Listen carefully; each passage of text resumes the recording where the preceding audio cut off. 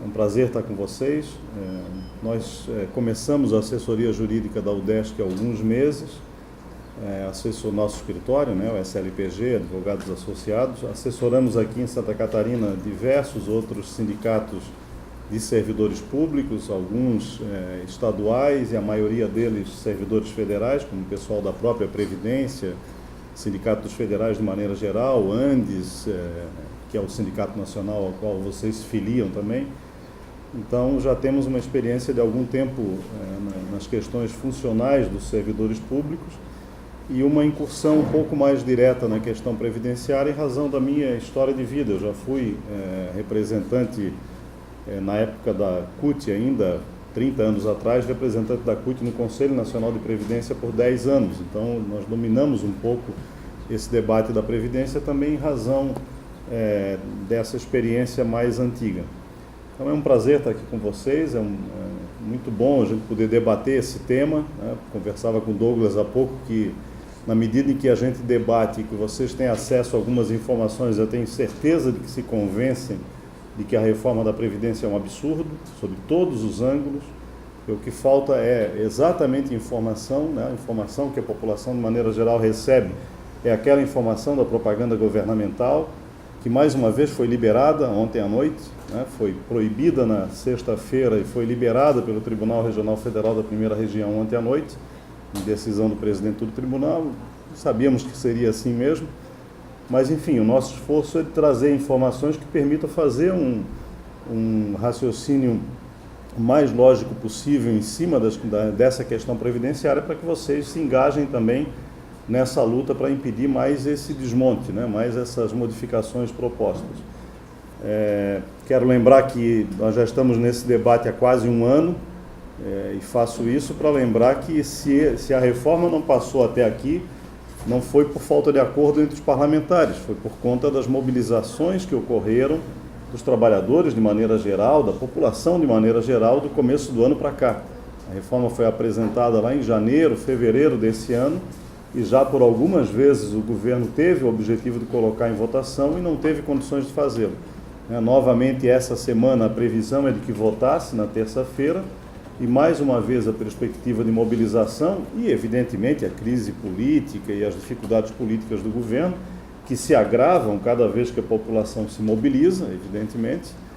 Mais uma vez, esse movimento fez com que o governo descartasse a possibilidade de votar essa semana e está, pelo que a gente percebe, está em dificuldades cada vez maiores de aprovar esse ano, de aprovar o primeiro turno de votação, né? Lembrando que é uma emenda constitucional, portanto ela exige 3/5 de votação 2 vezes na Câmara e depois 3/5 em 2 votações no Senado. Portanto, não é um procedimento muito simples, né? Se houver alguma alteração no Senado, aquilo que foi alterado volta para a Câmara para ser votado mais uma vez. Então, se nós conseguirmos afastar qualquer votação esse ano, eu não tenho dúvida nenhuma de que a gente derrota a proposta definitivamente, mesmo no ano que vem. Ela não será votada no ano que vem, porque é ano eleitoral e os parlamentares sabem fazer conta muito bem. Todo mundo sabe que a proximidade das eleições vai fazer com que muitos deles simplesmente não consigam se reeleger se aprovarem a reforma. E aí, provavelmente, todo esse debate vai ser jogado para o próximo presidente da República e, novamente, qualquer que seja o presidente da República, novamente, nós teremos a necessidade de debater esse assunto, voltar às mobilizações, etc. Enfim, é da vida, né? Os trabalhadores, de um lado, tentando resistir com seus direitos e, do outro lado, infelizmente, os governos brasileiros sucessivamente tentando destruí-los. A mudança do discurso governamental, não sei se vocês perceberam, né? O discurso do começo do ano era o déficit da Previdência. A Previdência não se sustenta, se a gente não fizer a reforma, a Previdência vai quebrar, não vai pagar os benefícios daqui a 10 ou 20 anos, e, portanto, tudo que estava se propondo lá era para assegurar a felicidade dos brasileiros daqui a 10, 15, 20 anos com o pagamento de suas aposentadorias, mesmo que a reforma reduzisse o valor delas, né? Todo o foco do governo na propaganda, inclusive, era em cima do déficit. E essa questão do déficit é algo que a gente vem combatendo há muitos anos. As ideias, como se forma a concepção de déficit na visão governamental. E digo isso, inclusive, em relação a emenda 41, à época do governo Lula. Os argumentos eram os mesmos, né? Os argumentos de déficit do regime, etc., partiam de uma conta absolutamente manipulada para se chegar a essa conclusão e, a partir daí, propor todas as alterações na Previdência. Não só várias entidades nacionais se colocaram a contestar esse déficit tecnicamente, como agora o próprio Senado Federal, há cerca de um mês atrás, concluiu uma CPI sobre a Previdência Social no Brasil e concluiu que não há déficit. Portanto, o governo, diante disso, não teve mais como utilizar isso como mote central da reforma. E o mote central passaram a ser, então, vocês, né? Os privilegiados, aqueles que têm salários absurdos, que se aposentam com uma maravilha de aposentadoria, que têm uma série de privilégios, né? Então, do déficit nós passamos ao privilégio, né? E hoje todo o mote, toda a propaganda governamental está em cima dos privilégios, apontando o dedo para vocês, servidores públicos, né? Não aponta o dedo para os parlamentares, não aponta o dedo para aqueles setores do funcionalismo que efetivamente têm alguns privilégios, como, por exemplo, o Poder Judiciário. Para esses não se aponta o dedo, se aponta para a grande massa de servidores públicos, cuja reforma lá em 2004 já alterou completamente o regime previdenciário, como nós vamos ver daqui a pouco, e o colocou muito próximo, se não praticamente igual ao regime geral de previdência do setor privado. Portanto, mesmo esse novo mote, né, de utilizar os servidores públicos, é a velha tática de acusar um setor da classe trabalhadora para que o outro setor da classe trabalhadora se coloque contra esse, e a partir daí, então, o governo federal tem apoio popular à implementação de suas emendas. Qual é o objetivo por trás da proposta de reforma? E esse eu acho que é um elemento importante de análise de vocês. O objetivo é reduzir despesa pública. Não fazer a redução da despesa pública como uma contenção de despesa natural de qualquer pessoa que tenha o objetivo de reduzir suas despesas para compará-la com as receitas e ter equilíbrio fiscal, por exemplo. O objetivo não é esse, é fazer com que sobrem recursos públicos para outras decisões governamentais, como, por exemplo, a manutenção do pagamento da dívida pública brasileira, manutenção sem nenhum risco, o endividamento ainda maior do Estado brasileiro com o sistema financeiro, né, partir para isso com mais facilidade, tendo lastro vamos dizer assim, no que se economiza com a reforma da Previdência, e a possibilidade cada vez maior de conceder isenções fiscais a setores da economia. Isenções fiscais com o dinheiro da Previdência, sem muito risco de déficit público. Para vocês terem uma ideia, só para a gente comparar grandezas, o governo diz que a reforma da Previdência permitirá uma redução de despesas previdenciárias de 480 bilhões no prazo de 20 anos. Quer dizer, ele evitará um déficit que ele projeta ser de 480 bilhões num prazo de 20 anos. E o governo encaminhou para o Congresso Nacional, agora, recentemente, a medida provisória 795, que deve ser votada essa semana na Câmara, que concede isenção fiscal às empresas petrolíferas multinacionais para explorar o pré-sal no Brasil de 980 bilhões em 20 anos. Ou seja, em 20 anos o governo concede uma isenção fiscal que é o dobro daquilo que ele diz que seria o déficit da Previdência em 20 anos. Então, para que é o combate ao tal déficit da Previdência? Para que esses 480 milhões permitam o orçamento fiscal conceder uma isenção fiscal de 980. Né? E parte dela virá de outra área governamental, evidentemente. Mas o governo, então, manobra orçamentariamente e se utiliza da Previdência para fazer essas manobras de isenção fiscal e, nesse caso específico, para conceder o pré-sal às empresas petrolíferas multinacionais. Então, a partir e esses dados estão aí, basta vocês acessarem a MP 795 e as projeções, né, de quanto será a isenção fiscal. Boa parte dessa isenção, inclusive dada com contribuições sociais que financiam a Previdência, portanto, gerando novo problema financeiro para a Previdência Social, a talvez justificar daqui a algum tempo uma nova reforma sobre o argumento de que novo déficit terá sido causado. Ou seja, as isenções fiscais cada vez mais, sempre foi assim, mas agora mais ainda elas vão causar novo desequilíbrio financeiro nas contas da Previdência. É disso que nós estamos falando. Quando a gente fala em Previdência, nós estamos falando de 18% do orçamento da União. Ou seja, o que o governo nos diz é que 18%, se não for reduzido ou controlado, explode o orçamento da União. Eu perguntaria, os outros 82% não explodem?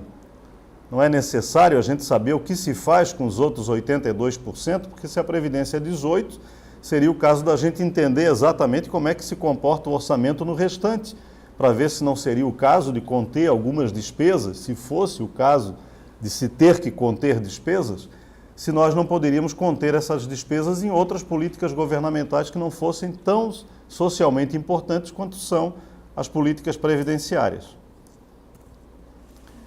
E aqui está o resto do orçamento. Esse é o gráfico que mostra a divisão do orçamento da União ao longo dos 3 anos até 2015. Eu não tenho ainda o 16 e o 17 aqui. A parte vermelha da pizza mostra o que o orçamento fiscal brasileiro gasta todo ano com pagamento de juros e amortização da dívida pública. Né? O que é isso? São os empréstimos, de maneira geral, que o governo federal contrai com o sistema financeiro e que paga através do pagamento de juros e amortização. Ou seja, 40%, e agora, em 2015, 47,4% de tudo que se arrecada de tributo no país ao longo do ano vai automaticamente para o sistema financeiro. Vai todo para pagamento de juros e amortização da dívida pública.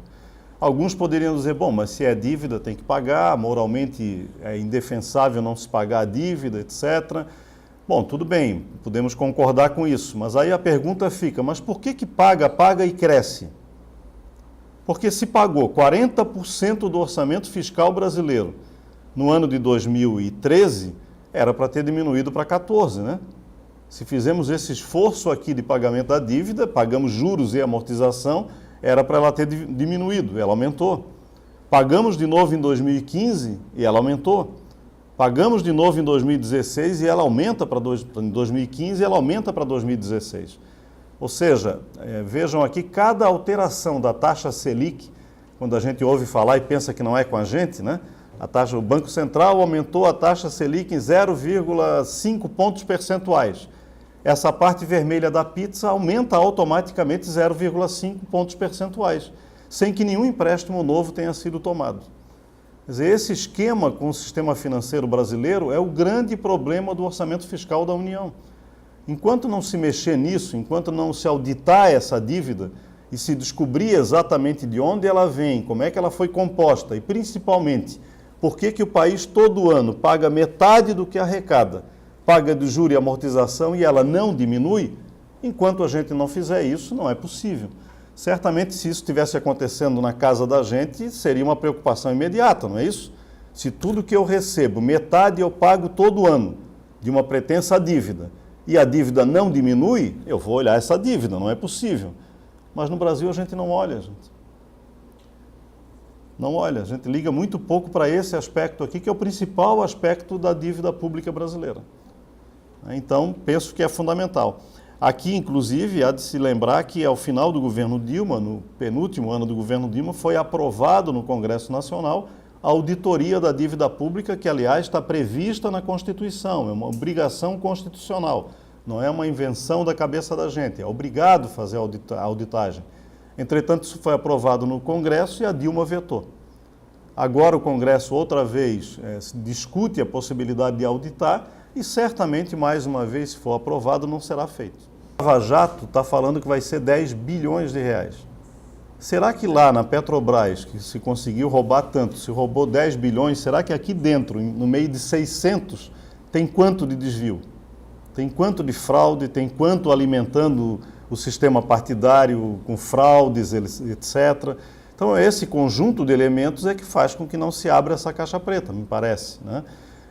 Haveria aqui um determinado problema, um determinado resultado para os pequenos poupadores, sim, mas eles representam aqui, em relação à dívida pública brasileira, representam em torno de 1,5% a 2% de pequenos poupadores, ou seja, 98% dos que oferem renda com esse tipo de investimento é lá no Tesouro Direto, né, ou outros investimentos, grandes investimentos, os rentistas, que são grandes pessoas que, na verdade, deixam de investir na atividade produtiva para investir cada vez mais na rentabilidade no sistema financeiro. Hoje dá muito mais negócio e muito mais dinheiro fazer isso, né, do que ter o risco de uma atividade empreendedora. E esse é também um problema, né? Se o país quer se desenvolver e ele potencializa cada vez mais esse tipo de atitude de quem tem condição financeira, ele, na verdade, dificilmente atingirá o desenvolvimento. Mas vamos em frente. Então, aqui é só para a gente ter uma ideia geral. E aqui alguns elementos, né? O déficit teria atingido 85 bilhões em 2015, 149 bilhões em 2016. Por que a gente diz que não tem déficit? Pela seguinte razão, a Previdência é cálculo atuarial, né? Se a gente quiser falar em déficit ou superávit, tem que fazer o que os matemáticos chamam de cálculo atuarial. O cálculo atuarial, essa ciência, do ponto de vista previdenciário, ela determina que um regime equilibrado de previdência tem que ter uma relação contributiva de pelo menos 3:1. 3 ativos para 1 aposentado. Por que isso? Porque se o trabalhador paga em torno de 11% de contribuição previdenciária e o seu empregador paga em torno de 22%, de cada pessoa em atividade se arrecada 33%. Se tivermos 3 pessoas em atividade, arrecadamos 99%, sendo então capaz de pagar uma aposentadoria em torno de 99%. Então, num regime previdenciário de 3:1 é um regime equilibrado. Um regime de 4:1 é superavitário e um regime de 2:1 é deficitário. Isso é uma conta rasa, né? Vamos dizer assim, do princípio básico atuarial. O regime geral de previdência brasileiro tem hoje cerca de 3,8:1. Portanto, ele é superavitário. E esse 3,8:1 leva em consideração uma população economicamente ativa em que só 50% é formal. O Brasil vive hoje com 50% de formalidade e 50% das pessoas estão na informalidade, portanto não contribuem para o regime previdenciário. Então vejam que um simples movimento da economia no sentido de formalizar a mão de obra faz esse 3,8 virar 4 com muita facilidade, 4,2, 4,5 ou alguma coisa bem mais substancial, como nós chegamos a ter há cerca de 6, 7 anos atrás, em que esse percentual de formalidade era de 60%. Quer dizer, não digo que nós vamos atingir 100% nunca, porque vivemos no sistema capitalista e o capitalismo sempre vai ter essa reserva, né? Porque é típico dele ter essa reserva de pessoas desempregadas, que é o que joga o trabalho de quem está empregado para baixo, né? Põe pressão sobre quem está empregado para que ele não exija tanto do seu emprego, sob pena de perdê-lo, em favor de outros que estão ali esperando tomar aquele lugar. Então é típico desse tipo de regime essa disputa. Mas não é aceitável que a gente conviva num país com 50% da população economicamente ativa na informalidade, gerando dificuldades ao sistema previdenciário, porque nós teríamos muito superávit e condições de conceder ou aposentadorias melhores do que o regime geral concede, ou talvez pensar numa reserva matemática para momentos de redução da economia, de problemas na economia, que essa reserva pudesse enfrentar esses problemas. Então, uma primeira afirmação de que não há déficit não há déficit porque a relação contributiva no regime geral de previdência é de 3,8:1. E aí é uma conta simples. Em segundo lugar, porque quando os governos dizem que há déficit no regime previdenciário, o que eles estão fazendo, na verdade, é uma manipulação contábil. Eles pegam a receita previdenciária, a receita da folha de salário, da contribuição de empregados e empregadores, mais a contribuição sobre lucro líquido, mais a parte de concursos e prognósticos que vai para a Previdência Social, quer dizer, alguns tributos que são carreados a ela, pegam esse valor e somam. Bom, deu um determinado valor. Agora vamos somar as despesas. E ao fazer a soma das despesas, eles pegam não só as aposentadorias e pensões previdenciárias, como pegam também os benefícios da Lei Orgânica da Assistência Social e colocam para dentro da despesa. Quando a Constituição Federal diz que o financiamento dos benefícios da assistência social, que é aquelas pessoas que não tiveram capacidade de trabalhar ou são deficientes físicos sem capacidade de trabalhar, ou vieram do regime de economia familiar, que é uma economia apenas de subsistência, a Constituição determina que o financiamento desses benefícios, que é benefícios voltados às pessoas de inexistência de renda, é o orçamento fiscal quem deve pagar. Então, se a gente fosse fazer uma conta correta, aqui na Receita tinha que entrar esse bolo do orçamento fiscal para então a gente somar como despesa a LOAS e a Previdência. Se a gente não quer somar a LOAS na despesa, ou melhor, não quer colocar a receita da LOAS do lado de cá, não pode colocar ela como despesa do lado de lá. Tem que fazer só a Previdência com Previdência. E se a gente pegar só a receita previdenciária com despesa previdenciária típica, ela é superavitária. Ao longo dos anos, seria a Seguridade Social de maneira geral, se a gente quiser comparar a grandeza, outra grandeza, né? A Previdência é parte da Seguridade Social. Lá está a assistência social, a Previdência e a saúde. E uma série de fontes de receita, inclusive o próprio orçamento fiscal. E do outro lado, as despesas com saúde, com Previdência e com assistência social. Então, se quisermos também somar a Seguridade como um todo, como manda a Constituição, desde a Constituição de 88, todos os anos, anos a fio, nós tivemos superávit. Esse é o orçamento da Seguridade Social, aqui nós pegamos uma série histórica mais recente, mas desde a Constituição de 1988 ela tem superávit. E só essa soma de 2006 a 2014, 2015, só aqui dá 658 bilhões de superávit. E o governo diz que no ano de 2016 a Previdência teria déficit de 149. Ora, se a Constituição diz que o orçamento da Seguridade Social deve ser considerado integralmente, então nós ainda temos pelo menos 500 bilhões de superávit. E é isso que a CPI do Senado fez recentemente, foi chegar às mesmas conclusões que já se chegava aqui há muito tempo. Vou pular essa parte aqui da desvinculação de receitas e outras razões a causar desequilíbrio financeiro para a gente passar um pouco à frente na questão dos itens da reforma mesmo, tá?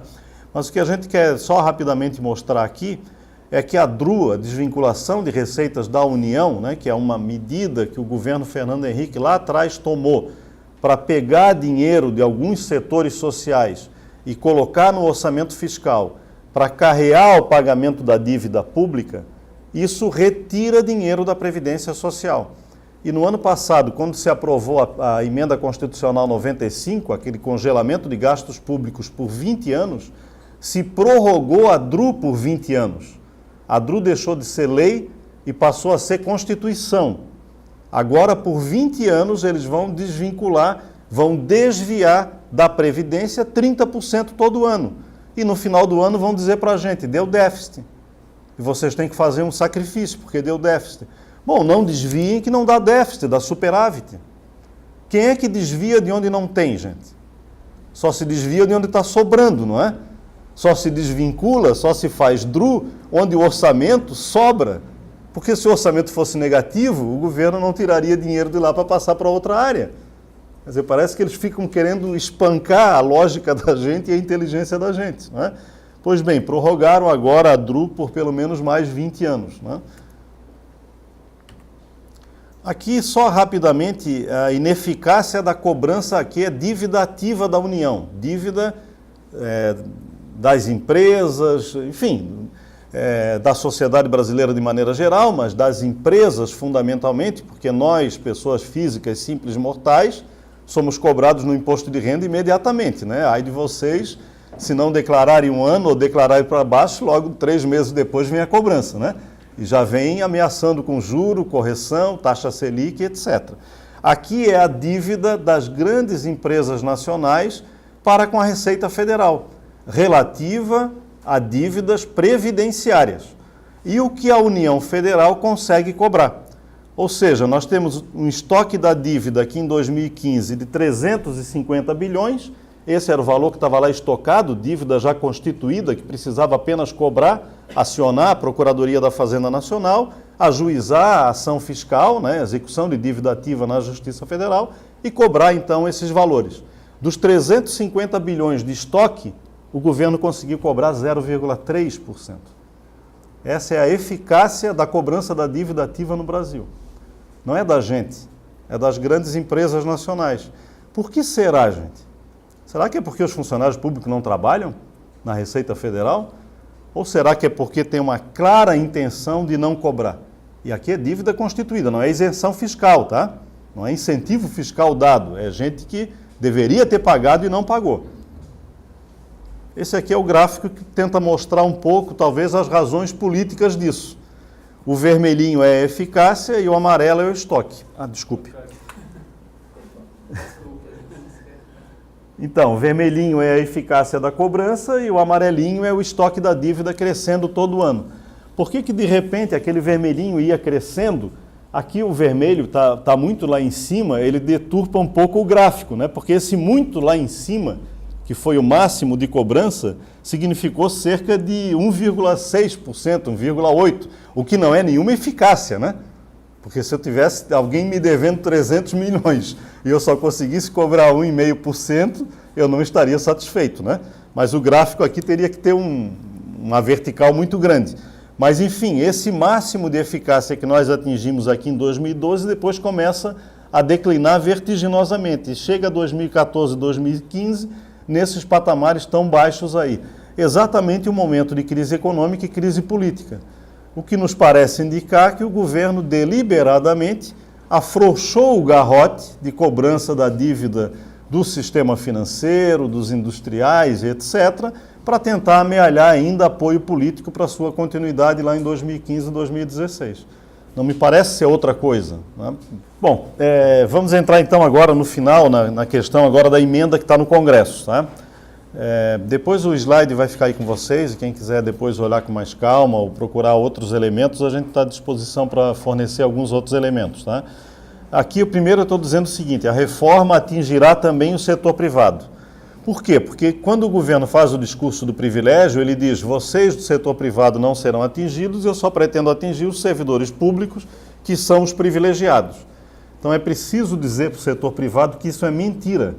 Não só é mentira que vocês sejam privilegiados, como é mentira que a reforma não atinja o setor privado. O que o governo fez aqui e excluiu dessa emenda que agora estaria para votar durante essa semana, da modificação da emenda chamada emenda aglutinativa, que é o que vale agora, o que o governo fez foi excluir lá da reforma o setor rural, trabalhadores e grandes empresários do campo, que parte do acordo político, inclusive do Congresso Nacional, era para que o setor rural não tivesse as modificações previdenciárias propostas anteriormente, e excluiu os benefícios da Lei Orgânica da Assistência Social, que o governo pretendia reduzir de 1 salário mínimo para meio. As pessoas que não têm capacidade laborativa, ao invés de ganhar 1 salário mínimo de renda por mês, passariam a ganhar meio salário mínimo, como se um salário mínimo já fosse uma maravilha estrondosa a ponto de justificar a redução para meio. Esses dois setores saíram. Todo o restante do setor privado está mantido na emenda. Portanto, vai sofrer as consequências caso ela venha a ser aprovada. Como, por exemplo, a idade mínima de 65 anos para os homens e 62 para as mulheres, falando em setor privado, tá? Depois nós vamos ver o setor público. Já aqui aproximando a idade de homens e mulheres, né? A distância hoje é de 5 anos e o governo aqui coloca a aproximação para 62 e 55. O tempo mínimo de contribuição, que ele pretendia que ficasse em 25, ele manteve em 15. Por que isso é importante? Porque vocês aqui são servidores, têm estabilidade. Quando a gente fala em tempo de contribuição, pode parecer absurdo que o sujeito possa se aposentar com 15 anos de contribuição, né? Mas no setor privado, gente, as pessoas no Brasil que se aposentam por idade, lá no regime geral de previdência, 85% delas só conseguem provar 15 anos de contribuição. Não é porque não trabalharam, é porque não tiveram carteira assinada. Essa é uma das grandes mazelas da relação de trabalho no Brasil, piorada sensivelmente agora com a reforma trabalhista, né?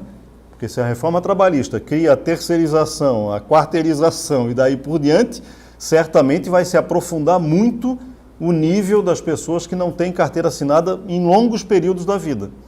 Portanto, hoje a Previdência exige o mínimo de 15 para aposentar esse homem aos 65 anos ou a mulher aos 60. Então, a regra que a gente faz, a regra de 3 que a gente faz é a seguinte: o governo não alterou então, manteve 15. Entretanto, aquilo que seria aposentadoria integral, entre aspas, a máxima aposentadoria que a Previdência Social pagaria, só será alcançada daqui para frente por esse cidadão se ele tiver pelo menos 40 anos de contribuição. Se ele tiver 40 de contribuição, ele leva o benefício máximo no cálculo previdenciário. Se ele não tiver, ele vai levar uma proporção de 15. Hoje não é assim. Ele tendo 65 e tendo 15, ele leva a média máxima que ele conseguir de contribuição naquele período. Ao exigir 40 de contribuição para um povo que não consegue provar 15, se nós fizermos uma regra de 3 simples, é a seguinte: bom, o sujeito dos 18 aos 65 consegue provar 15. Então, para provar 40, é regra de 3, ele precisa de quanto? Vai dar 125, mais ou menos. Por isso que o Temer andou falando que a população brasileira vai logo chegar até os 130, não é? Talvez seja essa a lógica. 140? Uma boa parte. Se alguns vão morrer com 125, outros vão chegar a 140. Então, talvez seja essa a lógica perversa utilizada. Quer dizer, e o setor privado fica agora achando, não, a emenda vai atacar só os privilégios, não vai me atingir, eu vou continuar com 15. Sim, mas eu vou continuar com 15 para ter menos da metade do que eu tenho hoje. Se eu quiser ter aquilo que eu tenho hoje, se a reforma for aprovada, eu teria que ter algo em torno de 100 e poucos anos de trabalho para conseguir provar 40 de contribuição. Essa é a expectativa de vida no Brasil, só para mostrar a desigualdade social. Depois vocês, olhando o gráfico com mais tempo, conseguem perceber a importância desses dados, né? Bom, vamos lá para direito adquirido. Aqui falando já em relação a vocês, servidores públicos. Vale o direito adquirido para o setor privado também. Sempre que aparece uma proposta de reforma, a tendência de quem está próximo da aposentadoria é correr para ela, né? Pessoa desesperada pensa, vou me aposentar logo para que a reforma não me atinja. E esse é um grande equívoco que as pessoas cometem. O direito adquirido para fins previdenciários é aquele do momento em que você completa as condições, não do momento em que você requer a aposentadoria, nem muito menos do momento em que a administração pública concede a aposentadoria. É da data em que você completou as condições. Então, se você já completou as condições para a aposentadoria, a reforma não o atingirá. Portanto, você poderá aposentar a qualquer tempo, daqui a 1 ano, 2, 10, sempre invocando aquele direito adquirido lá de trás, do momento que você completou. Poderá optar também pelas regras novas, se entender que são mais benéficas. Eu nunca consegui ver uma regra nova previdenciária que fosse mais benéfica. Até hoje não criaram nenhuma para melhorar, foram todas para piorar. Mas, teoricamente, todas as emendas trazem isso lá, salvo no caso de opção pelas novas regras, preserva-se o direito adquirido. E mesmo essa emenda do Temer preserva o direito adquirido, agora na emenda aglutinativa, no artigo 6º. Ou seja, aqueles que já implementaram as condições têm preservado o direito adquirido. Entretanto, aqui é preciso tomar muito cuidado, porque hoje vocês servidores públicos, têm pelo menos 7 ou 8 possibilidades diferentes de enquadramento da aposentadoria de vocês. Portanto, é possível que vocês tenham completado, por exemplo, o artigo 2º da emenda 41, que é uma dessas possibilidades, que é a que mais facilmente se atinge, mas que é a pior possível, porque é cálculo pela média e sem direito à paridade, né, sem continuar vinculado à categoria, para os ganhos futuros da categoria. É possível que você tenha implementado essa, mas não tenha implementado a outra menos ruim, que talvez seja aquela pela qual vocês desejam sair, como, por exemplo, o artigo 3º da emenda 47. Então, quando a gente diz tem direito adquirido aquilo que foi completado. Se completou o artigo 2º da emenda 41, tem direito adquirido a ela, mas não necessariamente ao artigo 3º da emenda 47, porque são várias alternativas. Então, para vocês verem que direito adquirido vocês já possuem, vocês teriam que entrar num desses sites que faz simulação de aposentadoria. Eu sugiro a Controladoria Geral da União, a cgu.gov.br, e vocês lançam os dados de vocês e esse programinha vai dizer, olha, você já completou o direito adquirido ao artigo 2º da emenda 47, já completou a regra tal, já completou aquela outra. Aquilo que estiver ali como completado é direito adquirido. Aquilo que não estiver completado é mera expectativa de direito e eu diria, não vale nada. Porque a expectativa de direito no Brasil vale pouquíssimo e aqui na reforma nós vamos ver que ela trata mesmo como algo desprezível. Bom, antes de ver as regras de transição, vamos ver como vai ficar a Previdência daqui para frente para quem ingressar depois de aprovada a reforma. Seriam as regras permanentes de quem ingressar no futuro. Tá? Por que é importante olhar para isso? Porque essa é a meta, né? E mais cedo ou mais tarde, nova reforma vai tentar enfiar para vocês isso que é a meta. Mesmo que vocês tenham uma regra de transição um pouquinho aliviada, o objetivo está aqui na regra permanente. Então é importante a gente olhar para ela para antever o efeito Orloff de amanhã, né? Porque certamente o próximo presidente virá com a tentativa de colocar vocês aqui dentro, não dentro de regras de transição. Então vamos lá.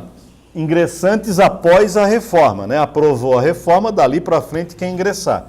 Acaba com a aposentadoria por tempo de contribuição aos 60 e 35 ou 55 e 30, como é hoje, né?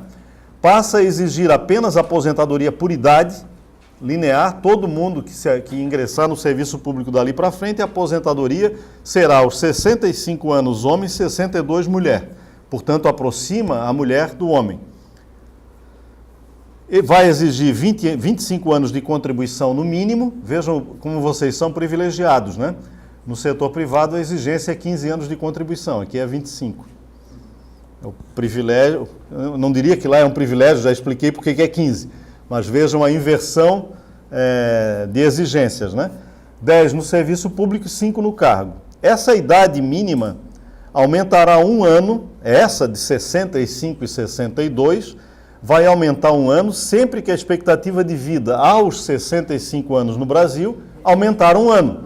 Então vai ser o cachorro correndo atrás do rabo, né? O sujeito está chegando aos 65, mudou para 66. Daí ele faz um esforço desgraçado, está chegando lá, muda para 67. E assim vai até ele chegar na compulsória aos 75, que aí ele tem que sair mesmo.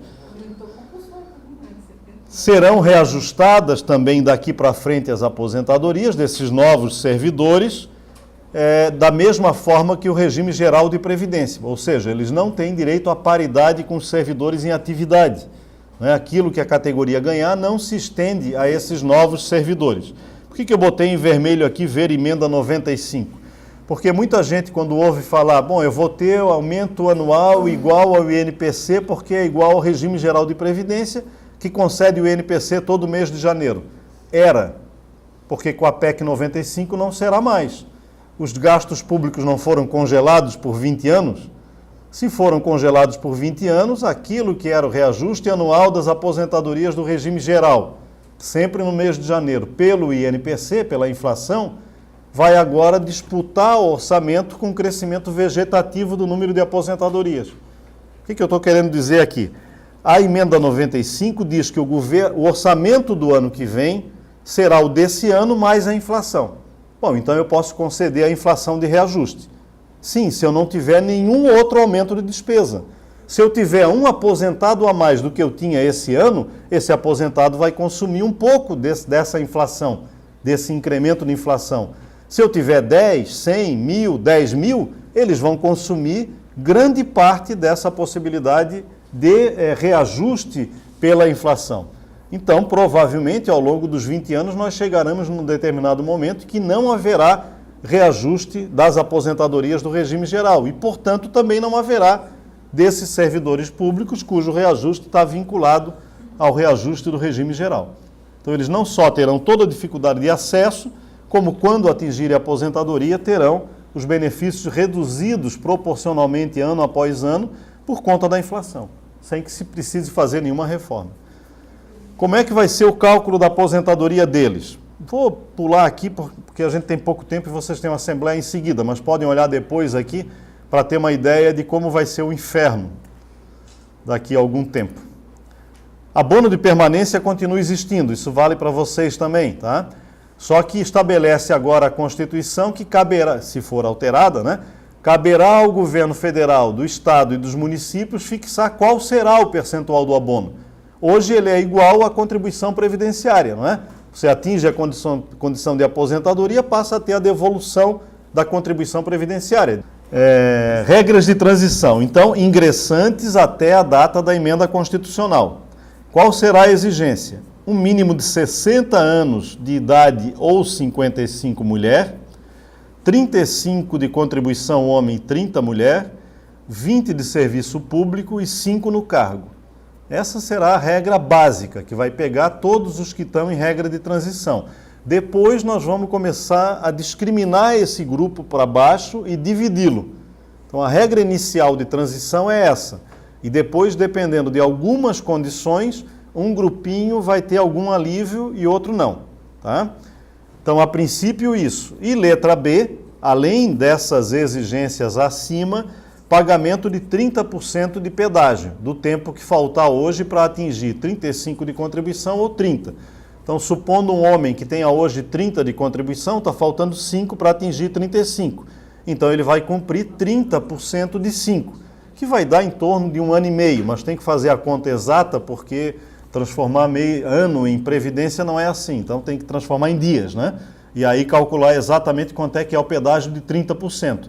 Então você terá que ter homem 60 anos de idade, 35 de contribuição, 20 no serviço público, 5 no cargo e pagar o pedágio.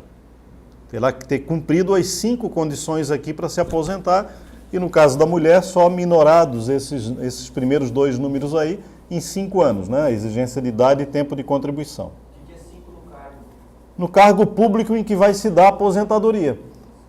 Se você acabou de mudar de cargo, por exemplo, acabou de fazer concurso, pode ter todas as condições anteriores, mas não tem 5 no cargo. Tem que aguardar completar.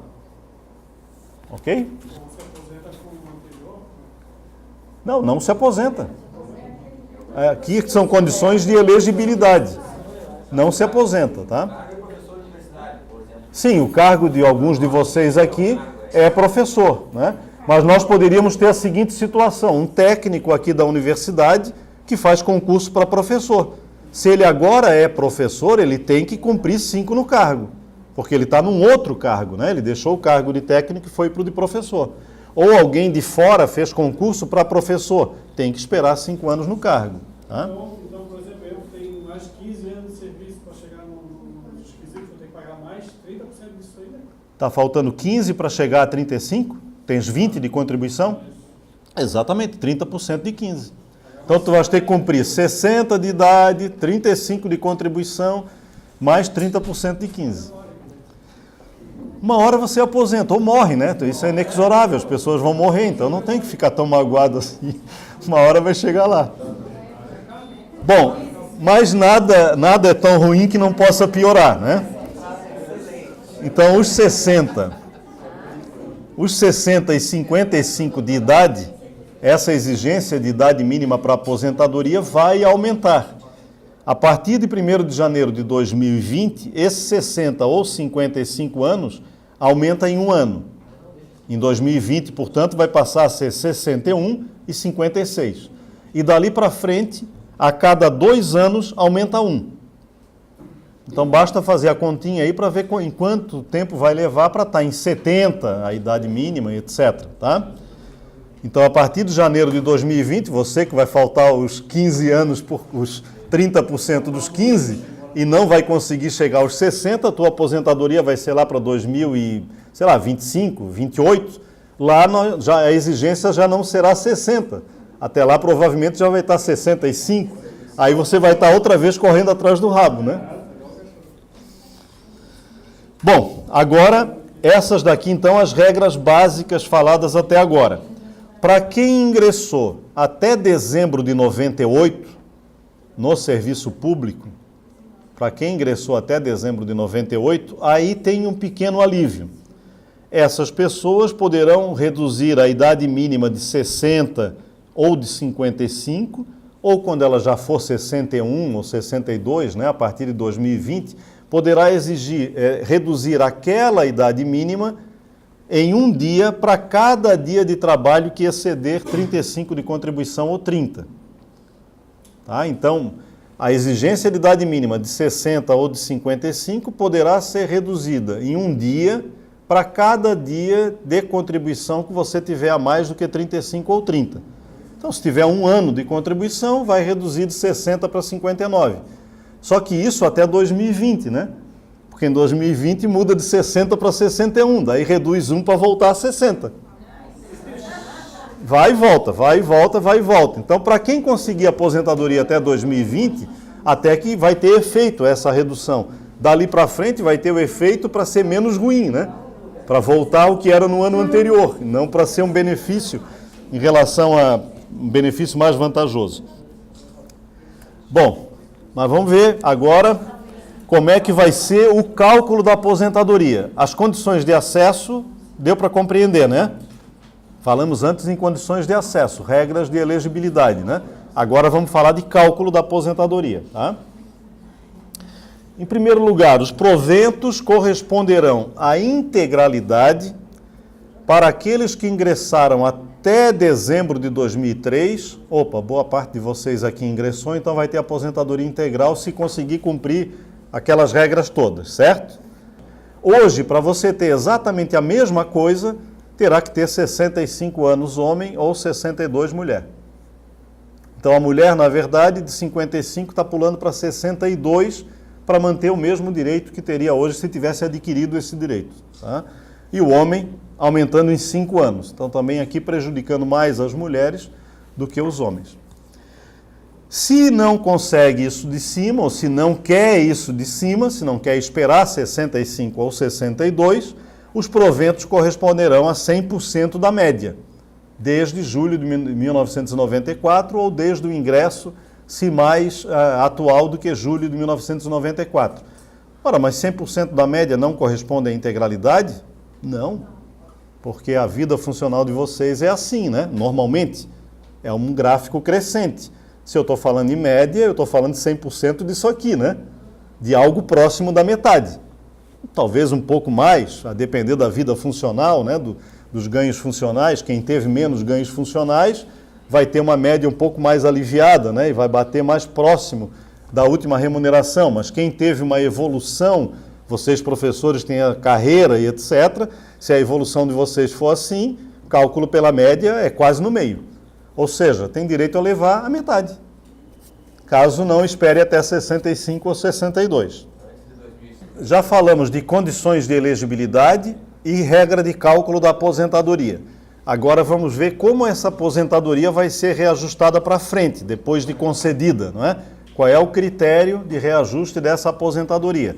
Será a paridade, vinculada, portanto, à categoria, estendendo a esses servidores aquilo que a categoria ganhar, ou será aquela regra de reajuste anual igual ao regime geral de previdência, né? Então, bem, o que é que está dito aqui como regra de transição? Haverá paridade para os ingressantes até dezembro de 2003, desde que tenham optado pela idade mínima de 65 e 62. Então, nessa hipótese, ele vai levar a integralidade, que era a fórmula de cálculo anterior, e a paridade. Se ele não optar por essa, ele não leva nem a integralidade, nem a paridade. Ele leva cálculo pela média, 100% ou 70%, dependendo de ser ingressante até 2003 ou depois de 2003, e leva, quem não tiver paridade, dali para frente é reajuste igual ao do regime geral. Tá? Que significa, por isso volta aqui o vermelhinho da Emenda Constitucional 95, ao dizer vai ter reajuste anual para preservar o equilíbrio econômico, enfim, o poder real de compra é vírgula, desde que tenha dinheiro. Porque a PEC 95 diz que só pode ter a inflação no ano posterior, desde que não se gaste com outras coisas. Se contratar servidor, já está gastando parte daquele incremento que poderia ter. Tá? A aposentadoria será submetida a teto se ingressante após o regime de previdência complementar ou se optante, salvo aqueles casos em que já foi regulamentada a previdência complementar, que não é o caso de vocês não têm teto ainda. Então a emenda diz que a aposentadoria será submetida a teto para ingressantes depois da instituição do regime de previdência complementar, continua então a mesma regra anterior, ou ser optante, se vocês optarem pelo regime de previdência complementar. Alguém vai dizer, mas quem é o louco que vai optar, né? Se ele pode talvez ter a integralidade, por que ele vai optar pelo regime de previdência complementar, ter teto e o restante jogar para o sistema financeiro para uma quimera, né? Talvez ele tenha complementação ou não em função das reservas matemáticas. Eu diria que os 14% já é parte da política de incentivo a que as pessoas migrem para o regime de previdência complementar. Vocês não têm ainda instituído, mas no setor federal tem. E lá agora, o cálculo do sujeito mais jovem vai ser o seguinte: se eu ficar sem teto, se eu não optar, eu pago 14% do que superar o teto. Vejam que lá no governo federal será 11% até o teto de 5 mil e poucos, que é o teto do regime geral de previdência, e 14% do que exceder. Não é igual o de vocês, que é 13% de tudo ou 14% de tudo. De vocês é pior. De vocês, isso significa, pelo menos para o raciocínio do que excede, o sujeito poder, uma vez que opte pelo regime de previdência complementar e opte por ter teto, ele vai ter os 14 até o teto e acima dos 14 ele vai ter em torno de 8,5. Porque, pelo menos no governo federal, o regime de previdência complementar cobra 8,5. Qual vai ser a conta desse sujeito? Opa, se eu migrar para lá eu tenho 5% de aumento. Ele não vai querer nem saber que aquilo ali ele está comprando um regime de previdência complementar de 30 anos depois ou 40 anos depois e que talvez tenha crise no capitalismo, talvez não tenha dinheiro nenhum lá no final. Não, ele vai pensar imediatamente que ele ganha 5% porque vai pagar menos. Então, no governo federal foi deliberadamente feito nessa direção. No caso de vocês, talvez ainda não, por não existir o regime de previdência, mas na hora que ele for regulamentado, essa interrogação vai aparecer de novo. Muitos vão achar interessante economicamente migrar, mesmo que coloque em risco a sua aposentadoria. Mas a aposentadoria é tão longe, né, para quem é mais jovem, o sujeito acaba raciocinando que vale a pena. Pensões. Hoje as pensões são concedidas no falecimento do servidor público, né, à esposa ou esposo e aos filhos, em 100% da remuneração desse servidor, e à medida que esses dependentes que recebem pensão forem atingindo a maioridade, essa pensão vai integralizando para os que ficaram, de tal modo que ao final geralmente integraliza para a esposa ou para o esposo se ainda forem vivos, não é? Os filhos vão atingindo a maioridade e as cotas vão integralizando para quem fica. Daqui para frente não será mais assim. Haverá uma chamada cota familiar de 50% e depois cotas individuais de 10% por dependente até 100%. E daqui para frente, cada dependente que for atingindo a maioridade, a cota dele cessa, desaparece. De tal modo que ao final ficará apenas a cota familiar de 50% do valor da pensão. Se for um cálculo de 70% da média, que corresponde a mais ou menos 35% da última remuneração, metade de 35%. Cuidem para não morrer, né? Os percentuais incidirão sobre o valor da aposentadoria se o instituidor estiver aposentado na data do óbito, ou da aposentadoria por invalidez a que faria jus se ele estiver em atividade na data do óbito. Então tem uma regra aqui de como vai se calcular, tá? E quando cessarem, ela observará o teto do regime geral, então mesmo que metade seja superior ao teto, haverá teto para o pagamento da pensão, e quando cessarem as cotas individuais, elas não reverterão em favor de quem ficou. E, além disso, passa-se a adotar o tempo de duração da pensão, aqui está falando da esposa ou do esposo, o tempo de duração da pensão passa a adotar o atual critério do regime geral. Ou seja, quanto mais jovem for o pensionista ou a pensionista, menor o tempo de duração da pensão. Tá? Isso, segundo eles, foi feito para desestimular o que ocorreria em algumas regiões do Brasil, que é o casamento de pessoas de mais idade com pessoas de menor idade para deixar pensão. Mas é grave em algumas situações que deveria se considerar socialmente e que ainda existe muito fortemente na sociedade brasileira, que é o fato de, entre marido e mulher, apenas o marido trabalhar em boa parcela da sociedade e a mulher não trabalha, não é?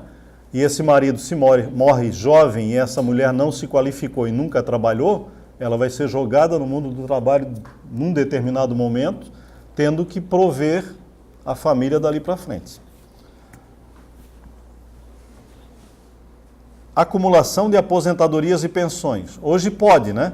Você pode ser professor aposentado aqui, ser casado com uma professora, ela faleceu e deixou a pensão, o servidor recebe a sua aposentadoria e mais a pensão, certo?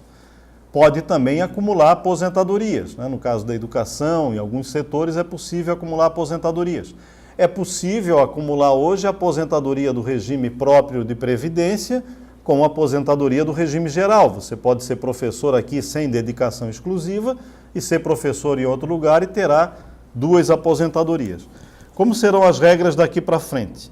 Fica vedada a percepção de mais de uma aposentadoria à conta dos regimes próprios, ressalvadas aposentadorias decorrentes de cargos acumuláveis, como já é, de mais de uma pensão e, portanto, impede que você seja, por exemplo, acumule aposentadorias em regimes próprios.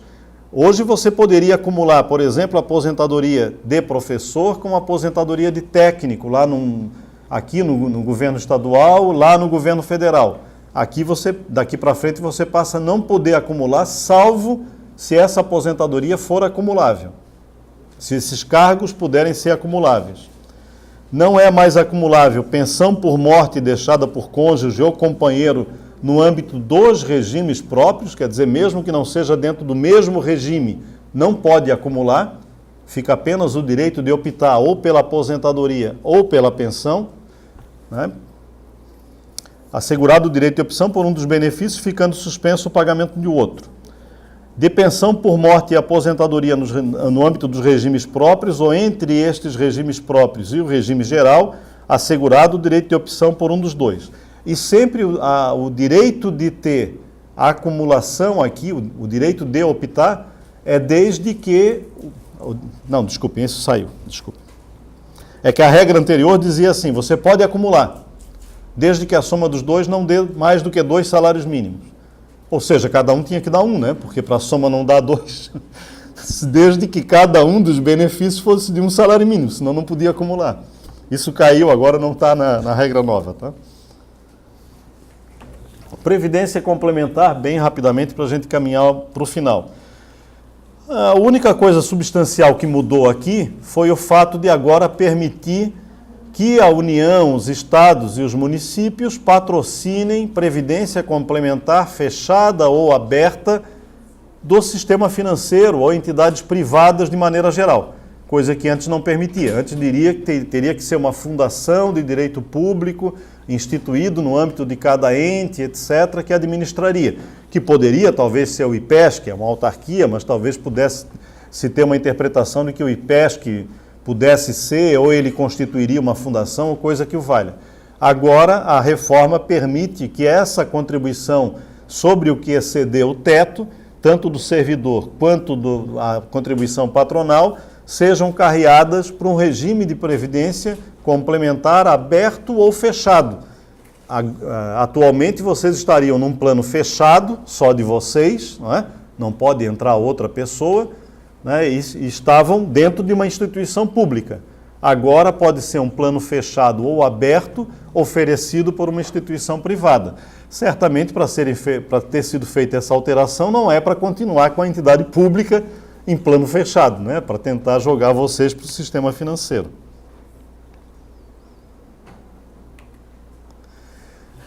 Então, é isso, gente. Tentei pular aqui alguns para abreviar. Não sei se...